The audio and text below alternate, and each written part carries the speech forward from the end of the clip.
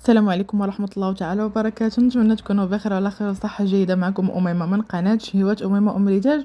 فيديو جديد اليوم إن شاء الله غنقدم معكم كلاص رائع زوين بزاف، والأهم أنه سهل. نتمنى تبقى معايا لآخر الفيديو باش تشوفوا معايا الطريقة السهلة ديالو. ولا عجبكم الفيديو نتمنى تخليو لي التعليق ولا جيم ديالكم. غنبداو بسم الله على بركه الله. هنايا في واحد الاناء عندي نص لتر ديال الحليب عادي.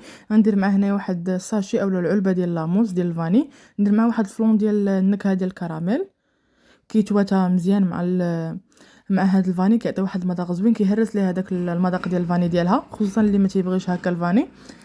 غنزيد الساشي كامل ديال العلبه ديال الكراميل اولا الفلو ديال الكراميل. هنا غنزيد واحد المعلقه مملوءه ديال نيسلي كراميل اللي كيبقى اختياري، تقدروا ديروه وتقدروا تستغناو عليه الا ما عندكمش. بالنسبه اللي ما بغاش هكا يستعمل هكا النيسلي، يدير معاه غير واحد المعلقه ولا جوج ديال المعالق ديال النيدو، كيعطي داك المذاق ديال الكلاص الحقيقي، يعني كيجي هكا مرمل وزوين بزاف. هاد نيسلي اولا نيدو كي يبدل هكا المذاق ديال لاموس وتعطي هذاك المذاق ديال الكلاص. تقدروا تستعملوا بطبيعه الحال الكلاص العادي، الساشي ديال الكلاص العادي.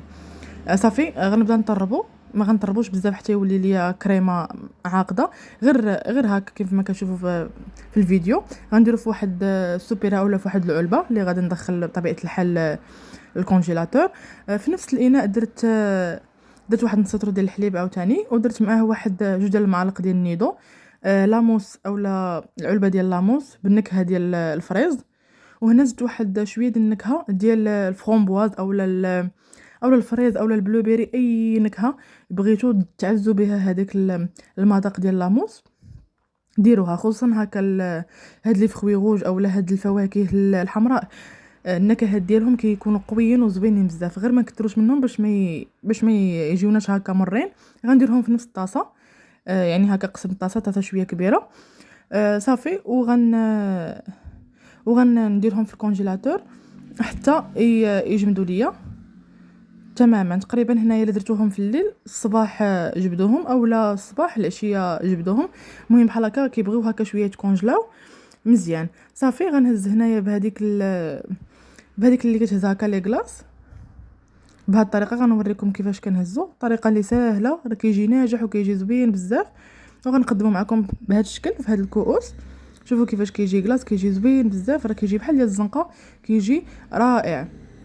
هنا بالنسبه لهذا ديال الفريز اولا هاد النكهه او ديال هاد لاموس ديال الفريز، تقدروا تزيدوا عليه الفريز هكا يكون مطحون، راه كيجي زوين معاه. هنا غير بهذيك النكهه راه عطا واحد المذاق زوين بزاف، عطا واحد المذاق رائع. وهنا غنحاول هكا ندير واحد البول هكا الكلاص اللي يكون فيه جوج ديال الالوان. وهذا هو الشكل ديال هذا الكلاص كيفاش كيجي، راه كيجي زوين بزاف وكيجي رائع. هنا من جبدوه من الكونجيلاتور خليوه تقريبا غير واحد دقيقه ولا جوج ديال الدقائق، تبداو عاد هكا بداو تموليو فيه في الكيسان. وهذا هو الشكل ديالو، راه كيجي زوين بزاف وكيجي رائع. هنا راه التصوير كان بالليل، داكشي علاش التصوير صراحه ما عطيش مزيان. المهم الفكره راها وصلت، نتمنى تجربوها، راه كتجي رائعه وكيجي كلاص اللي خطير وزوين بزاف. اللي ما عندوش الكلاص يقدر يعوض هذاك لاموس بالكلاص اولا يدير نيت لاموس. المهم اي حاجه متوفر عندنا نقدروا نستعملوها، سواء لاموس اولا الكلاص اللي مكتوب عليه هكا كلاص. الفيديو ديال اليوم سهله، نتمنى تجربوا هاد الطريقه ديال الكلاص السهله والرائعه واللذيذه بزاف. الى فيديو اخر ان شاء الله غنخليكم مع باقي الفيديو هكا وصور لهذا الكلاص الرائع والسهل.